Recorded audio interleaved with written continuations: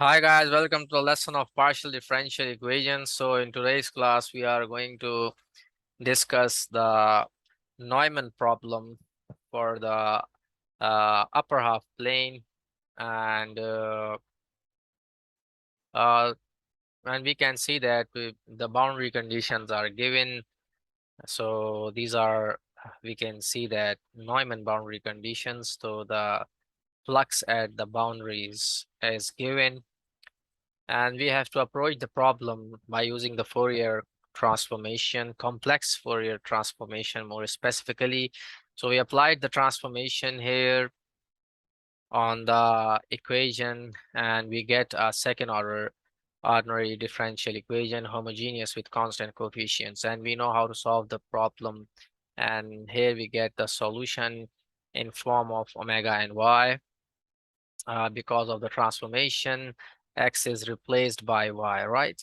So omega, sorry. So we can see here that to find these constants, we need to apply the boundary conditions. But before that, we need to apply Fourier transformation to the boundary conditions, because we are dealing the problem via Fourier transformations. So when we apply the Fourier transformation on the boundaries, so since the boundary at x comma 0 is 0, therefore again the transformation we get is 0. And the boundary at x comma a is the transformation of this function f of x that is given on the boundary, and that will be f of omega, right? So we apply transformation on some function of x, we get some function of omega. All right, and then we can just uh, differentiate the function, the equation partially with respect to y. This equation number one, because we are going to apply the boundary conditions, and boundary conditions are given as derivatives. So when we differentiate the function, what we get is the equation. So we get this equation, and when we apply the conditions from here, we can get a equals b. So from the first condition, we get a equals b, but from the second condition, we will get this equation is equals to f of omega, because the transformation of function of x is f of omega now, right? And from here we can get omega a e to the power omega a, omega negative omega a e to the power negative omega equals to f of omega, and omega a is constant on both sides. So we can take omega a outside, and then we know that this uh, e power omega a minus e to the power negative omega a, we can make identity by simply dividing it with 2 and multiplying it with 2. And then this becomes sine hyperbolic omega a, and we have 2 omega a, and the left side with sine hyperbolic omega a. And then to find a, we just shift these values to the right side in the denominator, and finally we get a equals to this function. And then similarly, as we have from the equation 1, when we apply the first boundary condition, we get a equals b. So here b also equals this same function. And then simply we can plug into the equation u of omega y equals f of omega over 2 omega sine hyperbolic omega times e power omega y. So this thing here is nothing but it's a, what we find, and what we found, and this is b. So a times to the power omega y plus b times to the power negative omega y. Again, we can take out common this whole thing from here and here, and here we have f of omega over omega sine hyperbolic omega a. And then again, this e power omega y plus e power negative omega y over 2. This will become cosine hyperbolic omega y by using the identity. And then we have to apply the inverse transformation to find the function in terms of x and y, because we are dealing in the domain of x and y. Therefore, we need to invert the problem. So we applied the inverse transformation, and by the definition of the inverse transformation, it's 1 over 2 pi times the integral over r into this function times the kernel of inverse transformation, this thing here, e to the power iota omega x and d omega. With respect to omega, we are integrating the function to get back in terms of x. And here we have the final answer in terms of the integral. All right. So now we are going to discuss the mixed problem, which means that we have mixed boundary conditions. So it's a mixture of Dirichlet and Neumann boundary conditions. Okay. So we have the same equation, that is the Laplace equation, uxx plus y equals 0.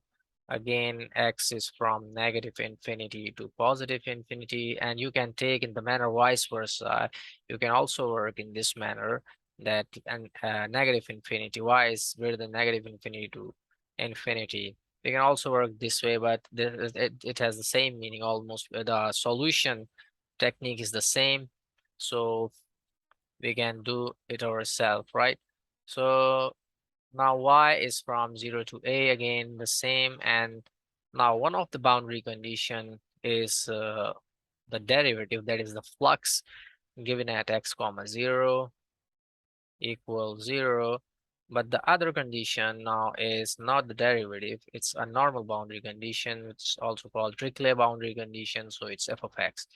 Again, by using the transformation on this equation, what we'll get is negative omega a squared u plus d squared omega over dy squared equals 0.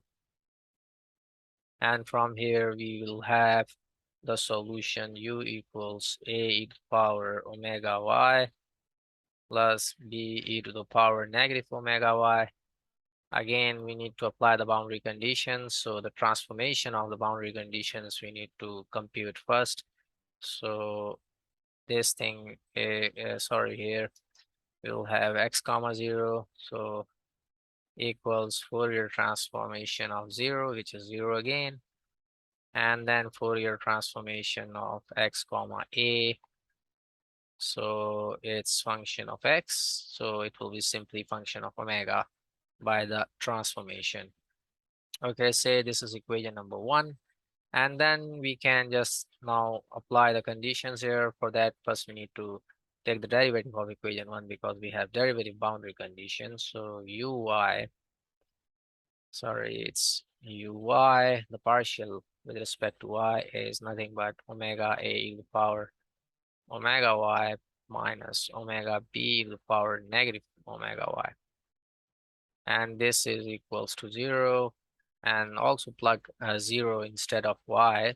So what we'll get here is this implies that omega a minus omega b equals 0, which further implies that a equals b. So again, we get a equals to b. Now applying the second boundary condition, that is the normal boundary condition. Oh, so we will get u of omega comma a equals a e to the power omega a plus b e to the power negative omega a equals f of omega. Again, we know a equals b, so we can write a times e to the power omega a plus e to the power negative omega a divided by 2 to make the identity. So it makes the problem simpler, look simpler, right? So it will be 2a, and now this identity is cosine hyperbolic omega a equals f of omega, and simply now a equals f of omega over 2 cosine hyperbolic omega a. Since b is equals to a, therefore this thing is also equals to b. Now just plug in the equation, that is equation 1, the values of a and b. So we will get f of omega times, f of omega over 2 cosine hyperbolic omega e to the power omega y plus same thing over 2 cosine hyperbolic omega a e to the power negative omega y. Again, taking the commons outside.